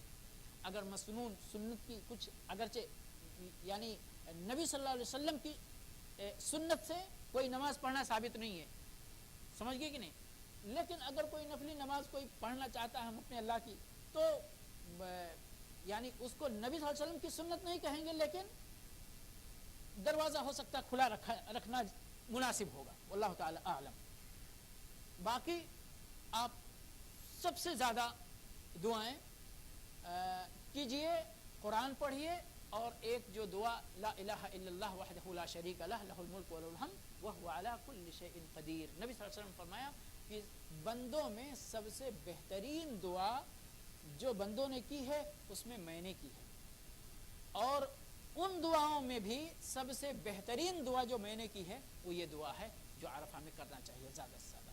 سمجھے کیا ہے وہ دعا؟ لا الہ الا اللہ وحدہ لا شریک لہ لہ الملک و لہ الحمد وہو علی کل شیء قدیر. یہ دعا کثرت سے پڑھنی چاہیے. اس کے علاوہ باقی دعائیں آپ اپنے لیے، آل و اولاد کے لیے، باپ دادا کے لیے، مسلمان امت کے لیے جتنی دعائیں پڑھنا چاہیں پڑھ سکتے ہیں. کہاں تک رہنا ہے، کس وقت تک رہنا ہے؟ غروب آفتاب تک. یہاں پر بہت سارے بھائی اگر جو کسی حملے کے تحت نہیں جاتے ہیں وہ وہاں بہت بڑی غلطی کرتے ہیں. میدان عرفہ جو ہے نا، میدان عرفہ اگرچہ وہاں جگہ جگہ بورڈوں سے گھیر دیا گیا ہے تاکہ پتہ چلے کہ اس کے یہ بارڈر ہیں، لیکن اس کے باوجود کبھی اندر کی جگہ تو پوری فل ہوتی تو باہر ہی قیام کر لیتے، باہر ہی قیام کر لیتے اور باہر ہی بیٹھتے اور باہر ہی سے واپس چلے آتے. ان کو معلوم ہونا چاہیے، اور میں اس لیے بتا رہا ہوں، آپ تو سب انشاءاللہ یعنی سسٹم سے جائیں گے، کسی نہ کسی حج آپریٹر کے تھرو جائیں گے تو آپ کو یہ پریشانی نہیں. لیکن اگر آپ دیکھیں کہ اس طرح کے کچھ بندے ہیں آپ کے جاننے والے تو ان کو تنبیہ کرنا. نہیں تو اگر کوئی بندہ جاتا ہے اور عرفہ سے بالکل قریب ہو کر بارڈر سے 1 میٹر بھی باہر بیٹھا رہتا ہے، وہیں پر جاتا ہے اور وہیں سے بیٹھ کر واپس آ جاتا ہے تو اس کا حج نہیں ہوگا، اس کا حج نہیں ہوگا. تو اس لیے بہت زیادہ توجہ دینے کی ضرورت ہے وہاں پر. اس کے بعد غروب آفتاب کے بعد، غروب آفتاب کے بعد مغرب کے نماز کا ٹائم ہو گیا نا، لیکن وہاں نہیں پڑھنے ہے نماز، وہاں نماز نہیں پڑھنی ہے. اب اگر ہم نے والا غروب آفتاب سے پہلے تھوڑا سا آپ کو اٹھا کر بس میں بٹھانا چاہ رہا ہے تو کوئی حرج نہیں، بیٹھ جائیے. ریلوے اسٹیشن لے کے جانا چاہتا ہے چلے جائیے، لے کے جائیے، ٹھیک ہے. لیکن میں جانتا ہوں نہ کوئی بس حرکت کرے گی اور نہ کوئی ٹرین حرکت کرے گی غروب آفتاب سے پہلے، اس لیے آپ کو ٹینشن لینے کی ضرورت نہیں ہے انشاءاللہ. سمجھ گئے؟ اس کے بعد آپ کہاں آ جائیں گے؟ مزدلفہ میں آ جائیں گے. مزدلفہ میں، مزدلفہ میں آ کر پہلا کام کیا کرنا ہے؟ نماز مغرب اور عشاء. بہت سارے لوگ وہاں پہنچتے ہی کنکری چننے کی فکر میں لگ جاتے ہیں. پہنچتے ہی جو نبی صلی اللہ علیہ وسلم کی سنت ہے، آپ کے بارے میں آیا کہ آپ نے کجاوا اتار کر، آپ کا کجاوا رکھا گیا زمین پر کہ آپ نے نماز کی تیاری شروع کر دی. وہاں بھی طریقہ یہی ہے، ایک اذان دی جائے گی دونوں نمازوں کے لیے، ٹھیک ہے. اذان ہو گئی، جو بھی نماز کی تیاری کے لیے اگر 2-4-10 منٹ کا وقفہ لینا ہے آپ کو لیجئے. اس کے بعد پہلے مغرب کی نماز اقامت ہوگی، مغرب ادا کی جائے گی. اس کے بعد فوراً عشاء کے لیے اقامت کہی جائے گی اور عشاء کی نماز آپ کو پڑھنا ہے. کھانے پینا اگر وہاں پر ہے، حملے والوں نے نہیں دیا خرید کے کھانا ہے، جیسے بھی آپ کو اگر کچھ کھانا ہے بہت زیادہ تو وہاں ضرورت بھی نہیں ہوتی ہے اور اس کی فکر بھی نہیں کرنی چاہیے. اس کے بعد وہاں پر مزدلفہ کی سب سے بڑی عبادت کیا ہے؟ سونا ہے. سونا ہے. اللہ کی رحمت دیکھیے، کیونکہ بندہ ابھی عرفہ کے میدان میں تھک کر آیا ہے اور کل 10 تاریخ ہے، اس میں بھی بہت سارے کام کر کے اس کو تھکنے ہیں، تو آج یہاں پر عبادت ہے سونا. اللہ کے نبی صلی اللہ علیہ وسلم کے بارے میں آتا ہے کہ آپ نے مغرب پڑھی، عشاء پڑھی. آپ وتر اور فجر کی 2 سنتیں سفر میں بھی نہیں چھوڑا کرتے تھے، یہ بات عام معروف ہے نا. لیکن یہاں پر آپ کے بارے میں آیا کہ آپ نے عشاء پڑھی اور عشاء پڑھنے کے بعد آپ سو گئے، کوئی سنت آپ نے اور نہیں پڑھی، نہ عشاء کی سنت، نہ وتر کی سنت، نہ تہجد. کب اٹھے آپ؟ جب فجر کا وقت ہو گیا، فجر کے لیے اٹھے آپ. سمجھ گئے؟ تو یہاں یہی عبادت ہے، یہی عبادت ہے. اس کے بعد فجر کے وقت اٹھنے کے بعد اب یہاں ایک نقطہ یاد رہنا چاہیے کہ پوری رات تو دراصل مبیت کی ہے، لیکن اگر کوئی بندہ صاحب عذر ہے، خواتین اور بچوں کے لیے عذر ہے، آدھی رات کو نکل سکتا ہے وہاں سے. اور جو خواتین کے ساتھ مرد بھی ہیں کہ جن کے بغیر وہ اکیلے نہیں جا سکتی ہیں، وہ بھی آدھی رات کو ان کے ساتھ نکل سکتے ہیں. باقی لوگوں کو فجر تک رہنا چاہیے، یہی مکمل ہے. فجر کی نماز پڑھنے کے بعد تھوڑا آگے بڑھ کر مشعر حرام ایک جگہ ہے جو مینا کے راستے میں پڑتا ہے، مزدلفہ سے نکلتے ہی، یا بھئی ہو سکتا ہے اسی کا حصہ ہو. مشعر حرام میں قبلہ رخ ہو کر دیر تک دعائیں مانگنا مسنون ہے. مانگ سکتے ہیں تو ٹھیک, نہیں مانگ سکتے تو منہ کر سکتے, کوئی مسئلہ نہیں. مانگنا کب تک ہے دعا؟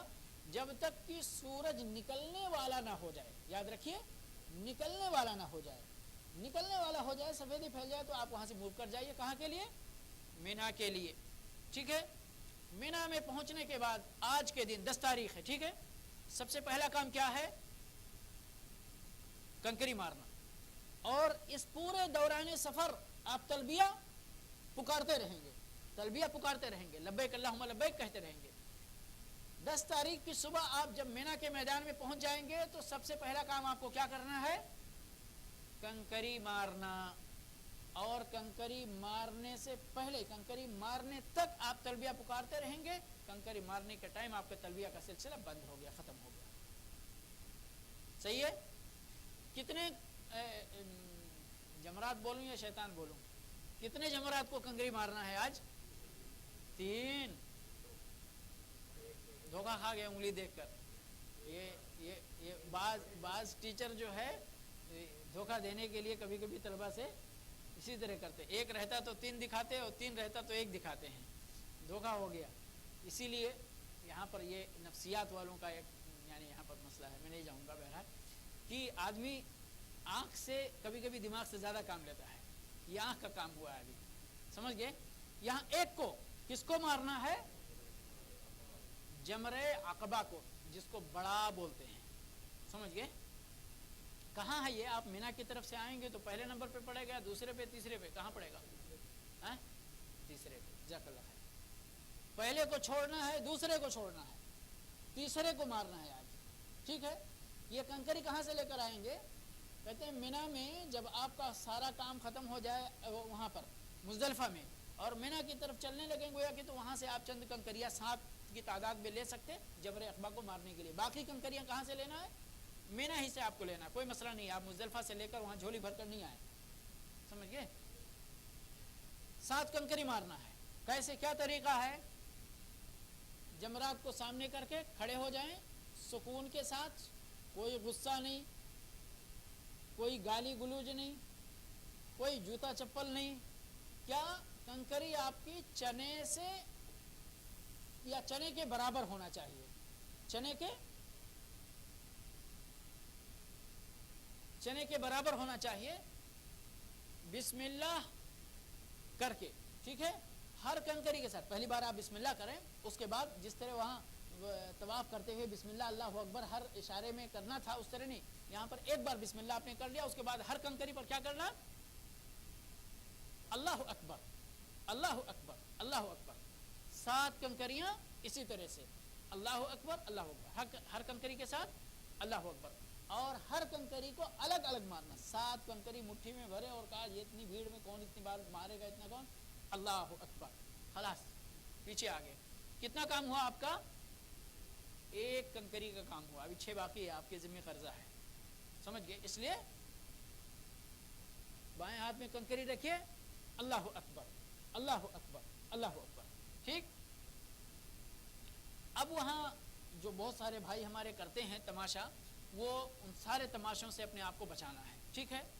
یہاں آپ نے کنکری مار دیا, اب واپس مینا کی طرف پھر سے چلے جائیے, یعنی جہاں پہ آپ کی رہائش ہے وہاں پر. آج کے دن میں ٹوٹل, خاص طور پہ میں جو قسم حج کا بیان کر رہا ہوں, تمتع کی قسم والے کے لیے 5 کام کرنا ہوتا ہے. 5 کام, ٹھیک ہے, جن میں سے کچھ کاموں کو تو آج ہی کرنا ضروری ہے اور کچھ کو آپ لیٹ کر سکتے, مؤخر کر سکتے. کیا کام آج ہی کرنا ضروری ہے؟ یہی کنکری مارنا. کنکری مارنا آج آپ نے نہیں مارا تو آج کا کام ختم ہو گیا. سمجھ گئے؟ آج کا کام ختم ہو گیا. گویا کہ آپ نے آج کا جو کام تھا وہ ترک کر دیا, اس کے بدلے میں آپ کو دم دینا پڑے گا, اس کا جرمانہ دینا پڑے گا. ٹھیک ہے. اس کے بعد جو دوسرا ضروری کام ہے جو آپ کے حلال ہونے کے لیے ہے, وہ حلق یا تقصیر, وہ حلق یا تقصیر اور قربانی, اور اس کے بعد طواف, اور اس کے بعد سعی. ٹھیک ہے. ان 5 کاموں میں سے کنکری مارنا آج ہی ضروری ہے، نہیں ماریں گے تو جرمانہ پڑے گا. آپ کے حلال ہونے کے لیے حل اصغر جس کو بولتے، سمجھ گئے، وہ ہونے کے لیے بال کٹانا ضروری ہے، نہیں تو آپ گویا کہ حلال نہیں ہو پائیں گے اس سے. قربانی کرنا 3 دن تک جائز ہے، بلکہ 3 نہیں 13 کی شام تک جائز ہے. طواف کرنا اور سعی کرنا اگر آپ معذور ہیں یا ویسے بھی کمزوری محسوس کر رہے ہیں، کسی وجہ سے آپ مؤخر کرنا چاہتے ہیں، تو وہ بھی 10 کو نہ کریں 11 کو کر سکتے ہیں، 11 کو نہ کریں 12 کو کر سکتے، 12 کو نہ کریں 13 کو کر سکتے. اگر کسی کے پاس ابھی بھی عذر باقی ہے تو 13 کو چھوڑ کر 14 کو بھی کر سکتے اور اس کے بعد بھی کر سکتے. سمجھ گئے؟ لیکن ان 5 کاموں کو اگر ہمیں نبی صلی اللہ علیہ وسلم کی سنت کے مطابق مرتب کرنا ہے تو کیسے ہے ترتیب؟ کنکری مارنا، پھر قربانی کرنا، پھر حلق یا تقصیر کرنا، پھر طواف کرنا اور پھر سعی کرنا. یہ 5 کاموں کی نبوی ترتیب کیا ہے؟ کنکری مارنا، قربانی کرنا، حلق یا تقصیر کرنا، طواف کرنا، سعی کرنا. لیکن یاد رکھیے اور بہت اچھی طرح سے یاد کر لیجئے کہ ان 5 کاموں میں کوئی بھی کام اگر آپ تقدیم تاخیر کرنا چاہتے، یعنی جلدی یا لیٹ کرنا چاہتے، بدلنا چاہتے، ترتیب آگے پیچھے کرنا چاہتے، تو اس میں کوئی حرج نہیں ہے، کوئی حرج نہیں ہے، کوئی حرج نہیں ہے. صحابہ کرام کا بڑا ہی صاف بیان ہے، صریح بیان ہے اس سلسلے میں کہ اس دن 10 تاریخ عید کا دن، سمجھ گئے، اس دن آپ صلی اللہ علیہ وسلم سے کام کی ترتیب کے بارے میں کوئی بھی سوال کیا گیا، کوئی بھی فتویٰ پوچھا گیا تو آپ نے سارے سوالات کا ایک ہی جواب دیا، افعل ولا حرج. آج کا کام آگے پیچھے کرو، کوئی حرج کی بات نہیں ہے. اس لیے ہمارے بعض مذاہب کے اندر اس ترتیب کو واجب قرار دینا نبی صلی اللہ علیہ وسلم کی صریح حدیث کے خلاف ہے، اور ہم کو اپنے نبی کی سنت کو اپنانا چاہیے. اسی کے اندر امت کے لیے فائدہ ہے، اسی کے اندر امت کے لیے آسانی ہے. ہاں، اس کا جواب کیا ہے؟ بہت سارے لوگ کہتے کہ چونکہ نبی صلی اللہ علیہ وسلم نے فرمایا خذوا عنی مناسککم، اپنے حج کا طریقہ مجھ سے سیکھ لو، اور نبی صلی اللہ علیہ وسلم نے پہلے یہ کیا، پھر یہ کیا، پھر یہ کیا، پھر یہ کیا، یہ 5 کام کی آپ کی یہ ترتیب ہے، اسی لیے یہ ترتیب واجب ہوگی. لیکن میرے بھائی اور دوستو، سارے محدثین اور علماء سلف کا اتفاق ہے کہ اگر نبی صلی اللہ علیہ وسلم کے عمل میں اور آپ کے قول میں، یعنی ایک حدیث ہے جو آپ نے عملی حدیث ہے، جو فعلی حدیث جس کو بولتے، اور اس کے ساتھ ساتھ ایک قولی حدیث آ گئی اور دونوں میں خلاف ہو گیا، تو کون سی حدیث کو ہمیں لینا ہے؟ قولی حدیث کو لینا ہے. فعلی حدیث کے لیے کچھ بھی عذر ہو سکتا ہے، لیکن قولی چونکہ یہ صریح بیان ہے، یہ صریح بیان ہے امت کے لیے، اس لیے اب وہاں پر وہ نبی صلی اللہ علیہ وسلم کی ترتیب تھی، لیکن یہاں صحابہ کرام صلب موضوع کے اندر مسئلہ پوچھ رہے ہیں کہ میں نے بال پہلے کٹا لیا، قربانی بعد میں کیا، میں نے طواف پہلے کر لیا، اور یاد رکھیں طواف اور سعی میں نہیں چلے گا، اس لیے کہ سعی طواف کے تابع ہوتا ہے، اس لیے دونوں کو ایک ساتھ دیکھنا پڑے گا. لیکن کسی نے قربانی پہلے کر لیا، بال بعد میں کٹایا، کسی نے قربانی پہلے کر لیا، کنکری بعد میں مارا، کسی نے اسی طرح سے، یہ 4 کاموں کے اندر ترتیب بگڑ گئی. سوال پوچھا گیا، فتویٰ پوچھا گیا، تو جواب کیا آیا دربار نبوی سے؟ افعل ولا حرج، آگے پیچھے کر لو آج کا کام، کوئی حرج کی بات نہیں.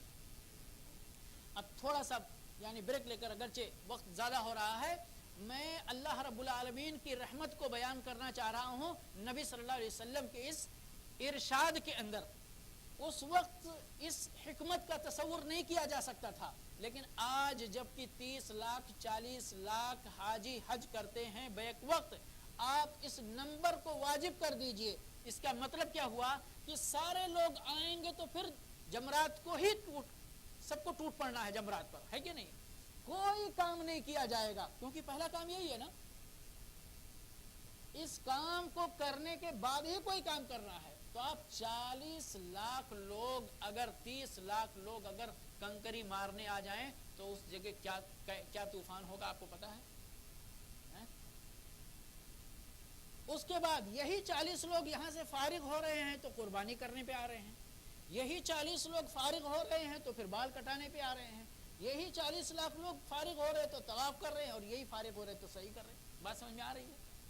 اب آپ بتائیے، تصور کیجئے، اور اگر اسی کو آپ 4 پوائنٹ میں یا 5 پوائنٹ میں تقسیم کر دیجئے، 40 لاکھ حاجی ہیں، 8 لاکھ چلے گئے کنکری مار رہے پہلے، 8 لاکھ کی قربانی ہو رہی پہلے، 8 لاکھ بال کٹانے پہ آ گئے، 8 لاکھ طواف کر رہے ہیں، معاملہ آسان ہو گیا یا مشکل ہوا؟ آسان ہو گیا نا۔ یہ آسانی ہم کو آپ کو اس وقت نہیں معلوم تھی، یا ہو سکتا ہے صحابہ کرام کو بھی نہیں معلوم تھی اس وقت، لیکن آج اس آسانی کی جتنی ضرورت ہے اس وقت نہیں تھی، اس کے باوجود نبی صلی اللہ علیہ وسلم نے اس آسانی کی اجازت دی تھی اس وقت، تاکہ اس آسانی سے قیامت تک فائدہ اٹھایا جاتا رہے۔ معلوم ہے؟ تو اس آسانی سے اگر ہم فائدہ نہیں اٹھائیں، امت کے لیے دروازہ بند کر دیں، نہیں صاحب ترتیب تو ضروری ہے، جب تک کنکری نہیں مار لو قربانی نہیں کرنا، جب تک قربانی نہیں ہو جائے بال نہیں کٹانا، جب تک بال نہیں کٹا لو کوئی اور کام نہیں کر سکتے، کیا ہوگا پھر؟ اس لیے یہاں یہ چیز یاد رہنی چاہیے۔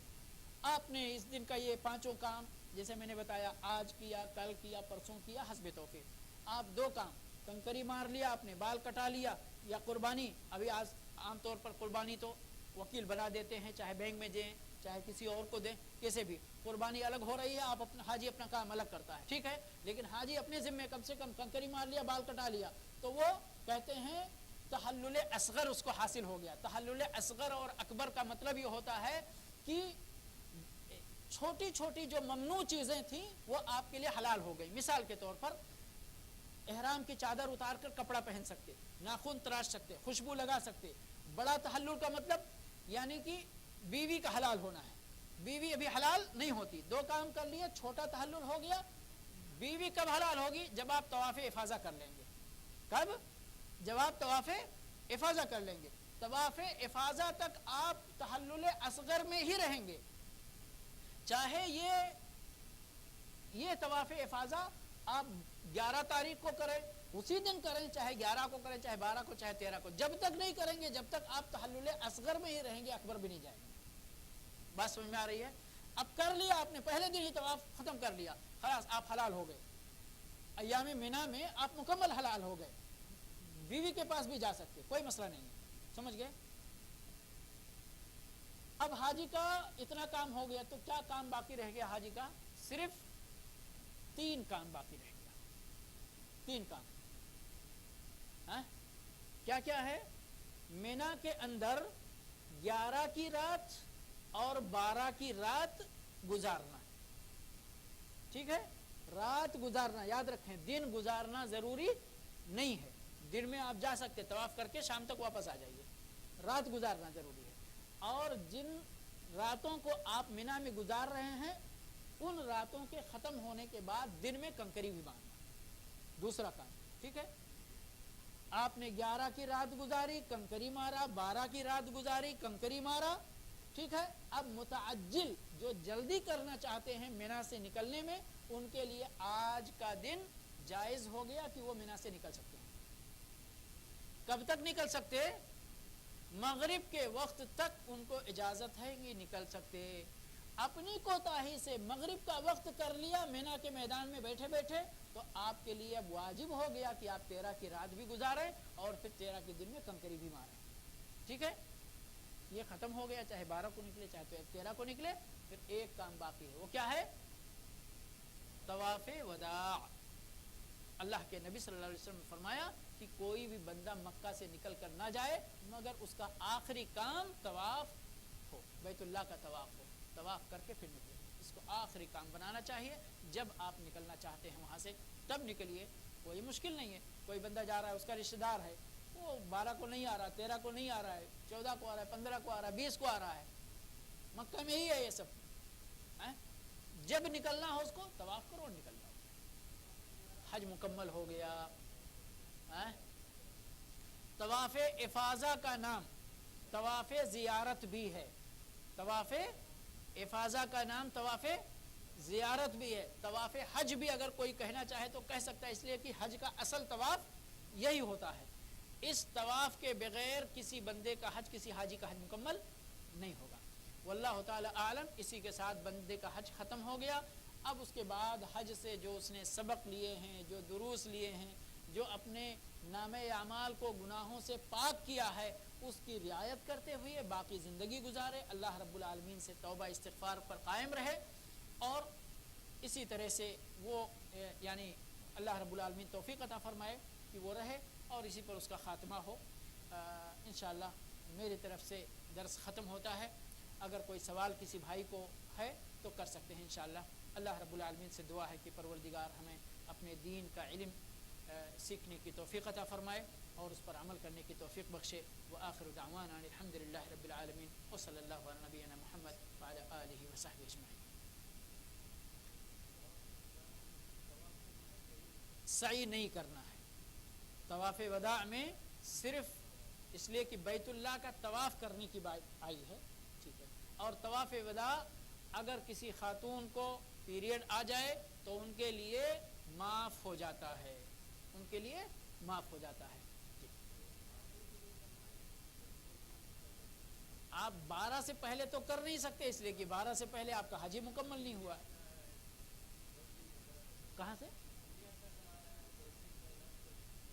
آخری دن. میں نے وہی بات کہا کہ اگر وہ 12 کو نکل رہا ہے تو 12 کو کرے، اگر 20 تاریخ کو نکل رہا ہے تو 20 تاریخ کو کرے. سمجھ گئے؟ جی یہ ایک مسنون چیز چھوٹ گئی. دراصل پہلے دن تو جمرے عقبہ کو کنکری ماریں گے، ٹھیک ہے، اس کے بعد کوئی دعا نہیں کرنا ہے. لیکن باقی 11 تاریخ کو اور 12 تاریخ کو تینوں کو کنکری مارنا. ٹھیک ہے. پہلے کو چھوٹے کو ساتھ، بیچ والے کو ساتھ، پھر بڑے کو ساتھ. ٹھیک ہے. پہلے کو ساتھ. طریقہ وہی ہے، بسم اللہ، اللہ اکبر، اللہ اکبر، اللہ اکبر، اللہ اکبر. ٹھیک ہے. مارنے کے بعد آپ دوسرے کنکری کی طرف جب آگے بڑھیں گے، دوسرے جمرات کی طرف، تو تھوڑا سا بائیں طرف ہٹ کر قبلہ رخ ہو کر دعا کرنا مسنون ہے. دوسرے کو مار لیا آپ نے، دوسرے کے بعد بھی اسی طریقے سے قبلہ رخ ہو کر تھوڑا سا ہٹ کر کے دعا کرنا ہے. تیسرے کو مارنے کے بعد دعا نہیں کرنا. نبی صلی اللہ علیہ وسلم کے بارے میں آتا ہے کہ آپ نے پہلے کے بعد دعا کیا، دوسرے کے بعد دعا کیا، اور تیسرے کے بعد آپ سیدھا اپنے خیمے میں آ گئے. ہاں، وہ یہی نیت کرے، اللہم لبیک عمرہ کرے، جا کر وہاں پر طواف کرے، سعی کرے اور بال کٹائے اور حلال ہو جائے. حلال ہو جائے یعنی اس کا عمرہ کمپلیٹ ہو گیا، وہ حلال ہو گیا. ٹھیک ہے. اب یہ باقی جو 10 دن 8 ذوالحجہ آنے سے بیچ میں جو ہے باقی، اس میں تو ایک نارمل آدمی کی طرح مکہ میں اپنی زندگی گزارے گا. جدھر وہ 8 ذوالحجہ کی صبح کو مقیم ہے، مکہ میں ہے تو مکہ میں باندھے گا، مینا میں ہے تو مینا میں باندھے گا، اور اگر جدہ میں ہے تو جدہ سے باندھے گا. سمجھ رہے؟ جی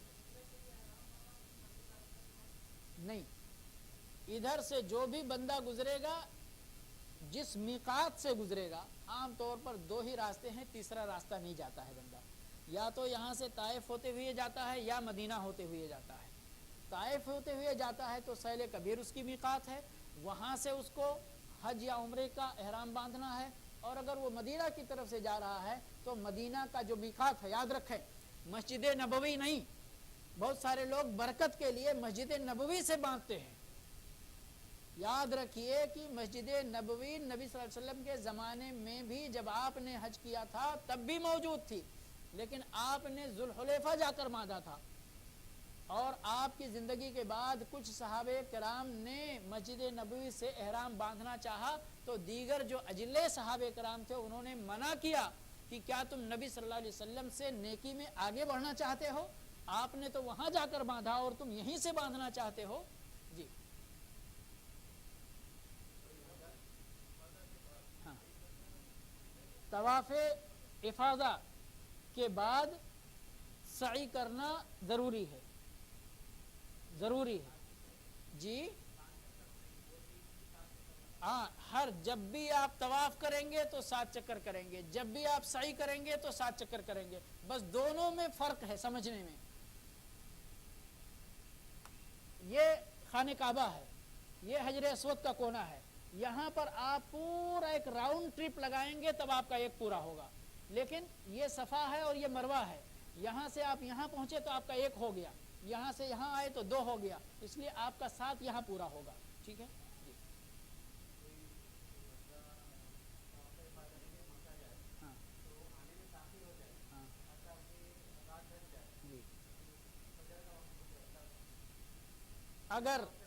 جی. اگر پوری کی پوری رات اس نے نہیں گزاری ہے مینا کے اندر تو اس کو اپنے حج کے لیے احتیاط کا تقاضا یہی ہے کہ ایک قربانی دے. اور میں اس نقطے پہ بھی اپنے ساتھیوں کو, بھائیوں کو بہت ہی تنبیہ کرتا ہوں کہ اگر آپ کی کنکری مارنے میں, بال کٹانے میں اگر ٹائم زیادہ ہو جائے, دوپہر ہو جائے, 1 بج جائے, 2 بج جائے, تو قطعاً یہ جرات نہ کریں کہ ہم جا کر آج ہی طواف کر کر واپس آ جائیں گے. کیوں؟ یعنی میرا ذاتی تجربہ ہے کہ جو اس وقت جاتا ہے وہ دوسرے دن فجر کو ہی یا 12 بجے رات کو ہی واپس آتا ہے, اس سے پہلے جلدی نہیں آ پاتا, الا ماشاءاللہ کچھ واقع ہوں گی, کوئی آ جائے تو. 2 پریشانیاں, ایک تو جو وقت گزرتا ہے بھیڑ بڑھ جاتی ہے تو آپ کو 1 گھنٹے کا طواف 4 گھنٹہ لگتا ہے. دوسرے جب آپ طواف کر کے نکلتے ہیں تو آپ کو گاڑیاں نہیں ملتی ہیں, گاڑیاں نہیں ملتی اس وقت, اور ملتی بھی ہیں تو پولیس والے جو لگا کے بیٹھے رہتے ہیں کہ گاڑیوں کو مینا کے اندر جانے نہیں دیتے. پھر انجام کیا ہوتا, اٹھاتے آپ سے پیسہ بھی بھرپور لے لیتے, 200 300 400 لے لیتے. کوئی جا کر مینا کے اس کنارے اتار دیتا, کوئی جا کر مینا کے اس کنارے اتار دیتا. پھر وہ حاجی جو ہے پوری رات چل چل کے اپنا خیمہ جلدی پاتے بھی نہیں اور تھک کے چور بھی ہو جاتے.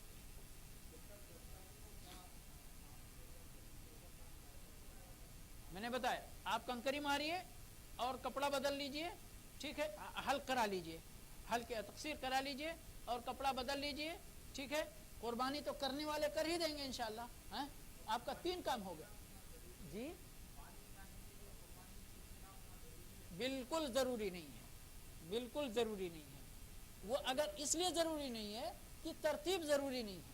اگر ترتیب ضروری ہوتا تو یہ انفارمیشن آپ کے لیے ضروری ہو جاتی ہے, لیکن چونکہ ترتیب ضروری نہیں ہے, آگے پیچھے اگر آپ کے نصیب والی قربانی پہلے ہو گئی تو بھی کوئی مسئلہ نہیں ہے, بعد میں ہو رہی تو بھی کوئی مسئلہ نہیں ہے.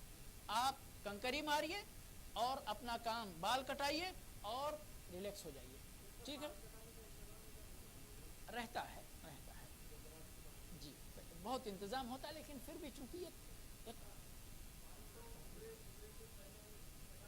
ہاں ہاں جی بہت اچھا سوال ہے. یہ بہت سارے لوگ بولتے ہیں ہم تو ایک بار کٹا چکے, اب کیا کٹائیں گے, سمجھ گئے. تو اس لیے پہلے بھی کٹائیے, چونکہ آپ 2 کام کر رہے ہیں نا, عمرہ بھی کر رہے تو ایک بار عمرہ کے لیے کٹائیں گے, اور حج بھی کر رہے تو ایک بار حج کے لیے کٹائیں گے. جی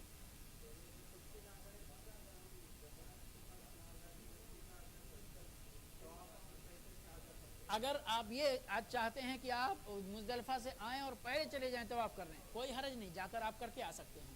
جی